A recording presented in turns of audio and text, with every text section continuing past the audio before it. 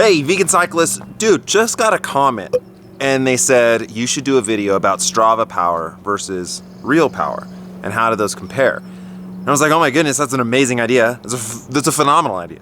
So literally saw that comment, suited up, and I'm gonna go out and I'm gonna compare Strava power versus real power. Let's do it.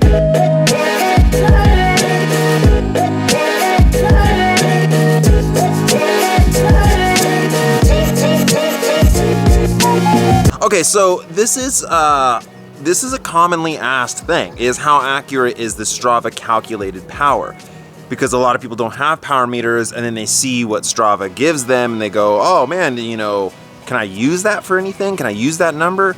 And so what I'm gonna do is I'm gonna go out and do 20 minutes because I feel like that's probably the most, that would be what you would want the power for. If you went out and did 20-minute effort with no power meter and Strava gave you a 20-minute power, you could essentially calculate your FTP and some zones and that sort of thing. So I'm gonna do 20 minutes on my Powertap P1 pedals, love those, and then I'm going to also record with my phone.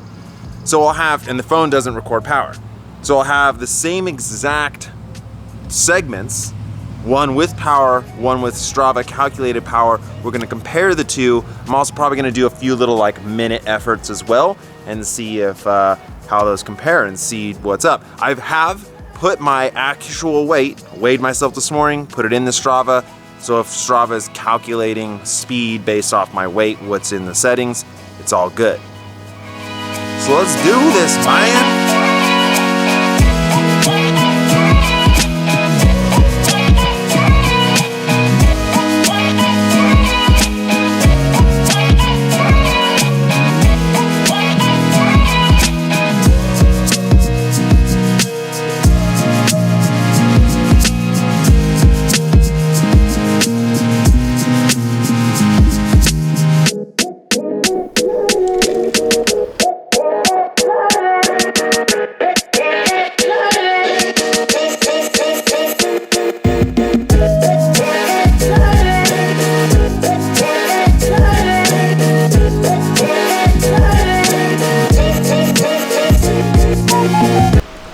So I did 310 for 20 minutes, which was like definitely something, you know, what I could hold. I tried to sit the whole time, so there wasn't a whole lot of like variability in position.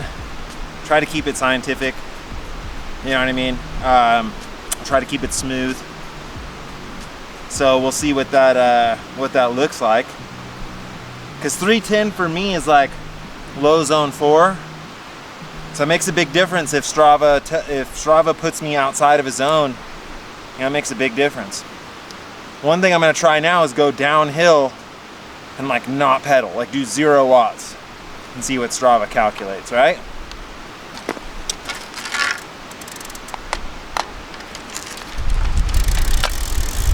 Love you, babe. Love you.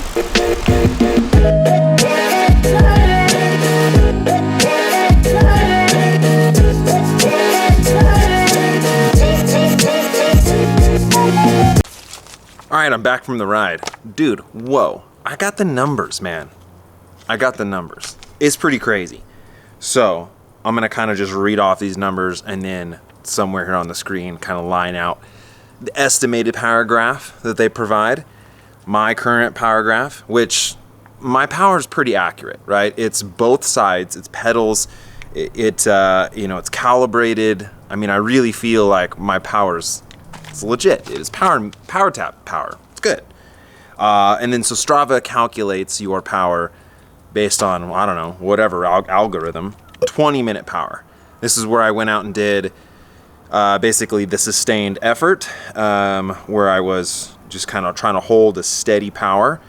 My power was 310 watts for 20 minutes, 15 seconds. Okay, 20 minutes.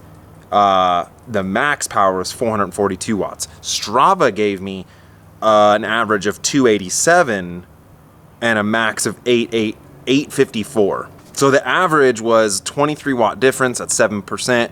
The max was 412 watt difference at 63%.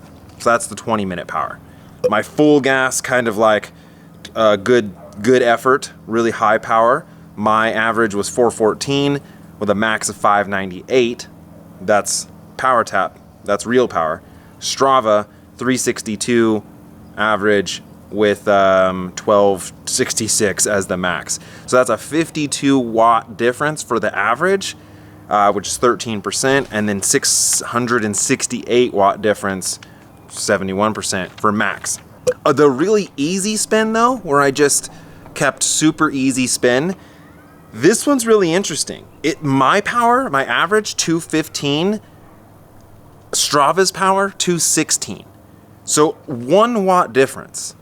So then we have 4 different segments that I did also. Any legs left, that was a segment that I did. Strava estimated 124, I did 86.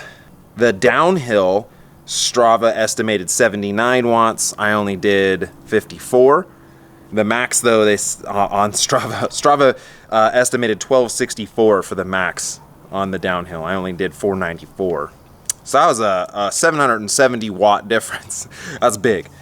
On the little sprint, this little, like, it's not really a sprint, it's just the segment's called sprint. It's like this little uphill deal. Strava calculated 328 and I only did 271.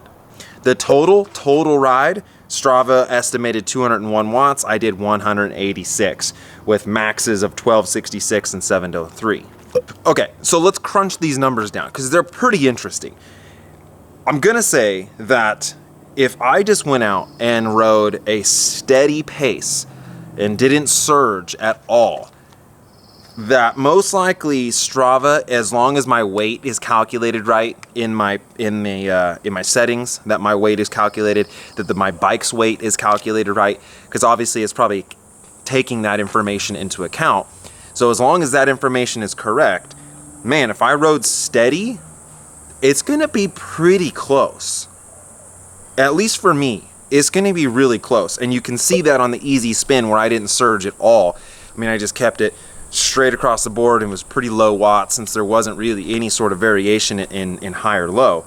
And that was a 1 watt difference. Now, as obviously as you can see, as the more surgy you get, the bigger the difference. So when I was going full gas, that was a 52 watt difference, 13% difference.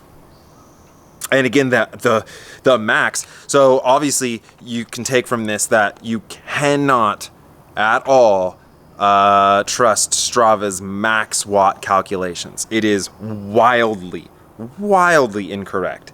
At one point on any legs left, it was a 98% difference in the max watt calculation. Almost 100% different. That's big. But that's not really what I don't really think that's probably useful. Max watts isn't really that useful. What you would be wanting to know if you didn't have a power meter is around what your watt per kilo ratio is, to know about where you kind of fit in, how you're trending, and that sort of thing. And honestly, my hypothesis before starting this would have been, dude, don't ever even look at Strava power. Throw it in the trash can.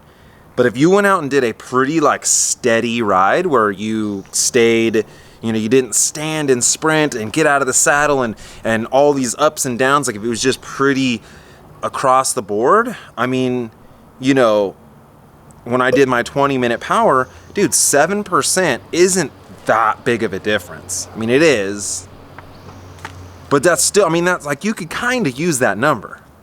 And again, on the total ride, it was only 15 watts off average, and that was with all the crazy surging and the downhill where I'm not pedaling, and that's gotta just run the Strava stuff for a loop. So dude, that's super surprising. A 15 watt difference over the average power of about an hour ride, with tons of surges from legit power, and estimated power. You can see I kind of lined out all these graphs here, overlaying what the estimated power is and what the actual power is, and you can just see that obviously it's the surges that really kind of mess this stuff up. Strava isn't able to calculate, you stomping on your pedals, whereas a power meter comes in super handy because obviously you can tell that, you can look at all that.